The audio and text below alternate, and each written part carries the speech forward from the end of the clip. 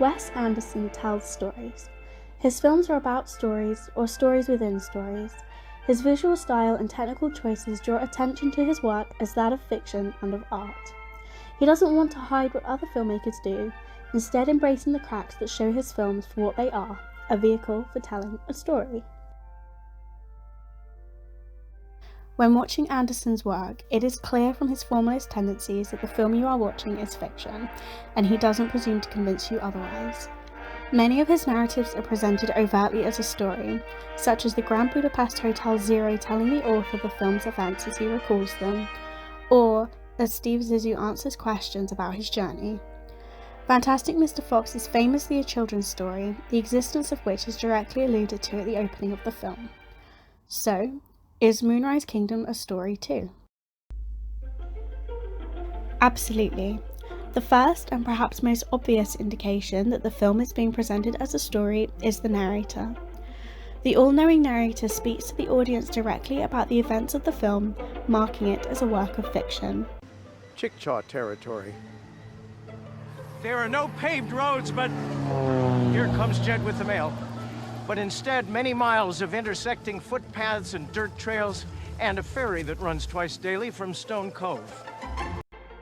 There are examples of narration found across many styles of filmmaking, though unlike in Casablanca, where the narrator solely provides context for the start of the film, Moonrise Kingdom's narrator is present throughout, interacts with characters in the world, and informs the audience of things to come. Through his breaking of the fourth wall, an act of mediation has taken place wherein the audience becomes aware that the narrator has decided what is worth being told. The nature of this Brechtian technique creates a distance between the audience and the events they are watching. In other words, realist cinema, for example, the absence of such a narrator allows the audiences to experience the events as they would unfold. These events are unfiltered, so it's easy to invest in the realism being offered.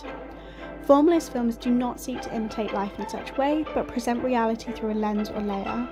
Here, the narrator is such a layer, placed between the audience and the world of Moonrise Kingdom.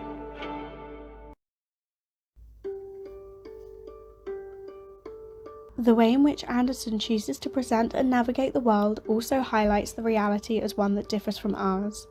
Like in many of his films, Anderson uses planimetric composition to organise his characters in his shots.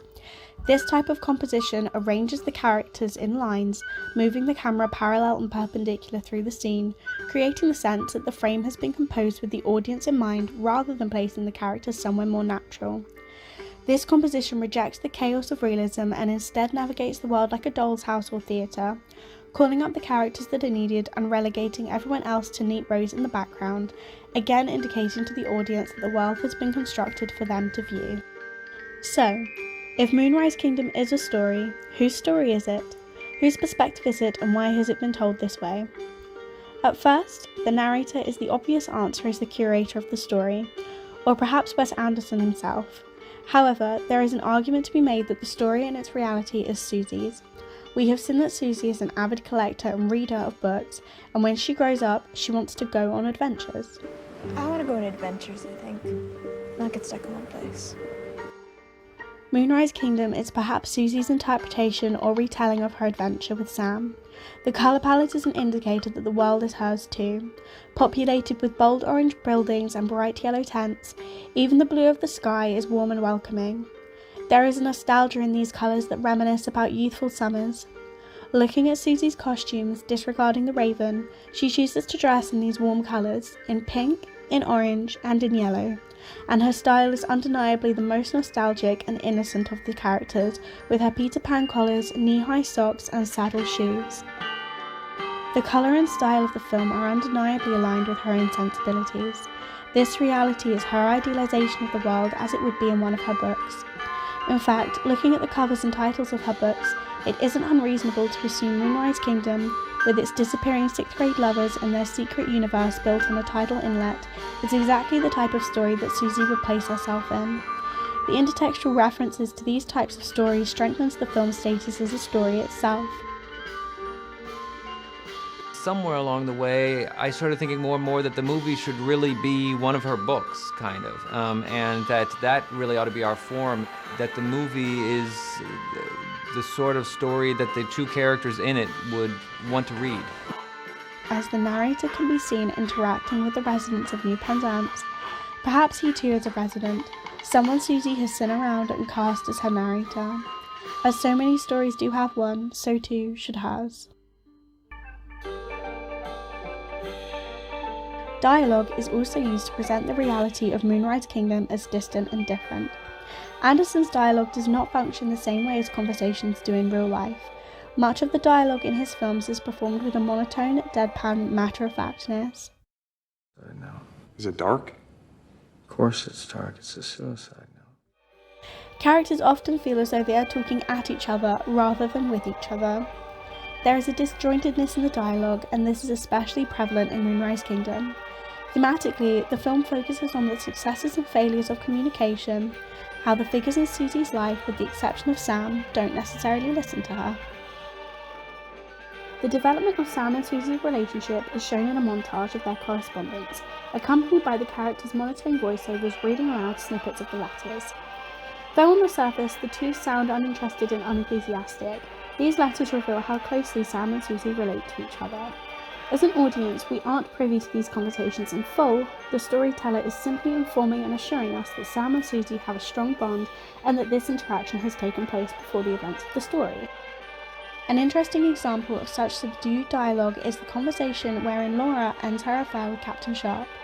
The presentation of the affair in its entirety is particularly understated, given how other films have chosen to frame the turmoil such situations bring. For example, consider the delivery and organisation of dialogue in Marriage Story. What's best for him? Oh, well, I was wondering when you get around to Henry and what he actually wants. Fuck off! No, you fuck off. If you listen to your son or anyone, he'd tell you that he'd rather live here. Stop putting your feelings about me onto Henry. He tells me he likes it better here. Then, Anderson's take on a breakup. In other words, it's over. I guess so. For the moment. Until further notice. That's right. I understand. Why is this scene so simple and understated? It could be said that this is simply how Wes Anderson approaches emotion and dialogue. However, looking at the Royal Tenenbaums, he does not back away from a messier approach here. Okay, listen, I'm not dying. But I need some time. A month or so, okay? I want us to... What's wrong with you? It is important to remember that Moonrise Kingdom is a story in a very different way that the Royal Tenenbaums is a story. They are framed through different realities. Revisiting the idea that the reality is Susie's, there is a reason as to why this type of emotional dialogue does not exist in Moonrise Kingdom. The story is Susie's, and while Laura and Captain Sharp are figures in her life, their affair is inconsequential to the narrative Susie wants to tell. It seeps in, she cannot ignore it, but in the realm of her and Sam's adventure, it isn't important. If we consider Moonrise Kingdom to be told through Susie's perspective, the emotional weight of an extramarital affair would also be inaccessible to her. It is likely that in her simplified reality, her mother breaking off the relationship would be uncomplicated and relatively painless. There is an acknowledgement of the pain and the joy the affair has caused, however these examples are just that, an acknowledgement. Walt, it is hinted, knows of the affair. He speaks of feeling useless and wanting to be sucked up into space, but again, this is delivered in a monotone matter-of-fact cadence that draws away from the true extent of his pain. The same treatment is given to Laura when she informs Sharp she has to be better, which means their relationship cannot continue. Though the prospect of being separated from Sam causes Susie pain, she cannot fully understand and perceive those same feelings in Laura. The film deals with Susie learning to relate to others. It is established that she has trouble with this, and perhaps the ability to empathise with and access such complicated emotions is not something Susie can yet manage, and through her perspective, neither can the audience. Though not as overt as having Zero tell his story over dinner, or Steve Zissou telling his to the camera, Moonrise Kingdom is undeniably presented as a story being told to the audience by a mediator. Through the use of formalist techniques, Anderson creates an atmosphere which explores Susie's story as she learns to relate to others and to cope with complicated parts of the world while hiding in the idealised realms of her storybook adventures.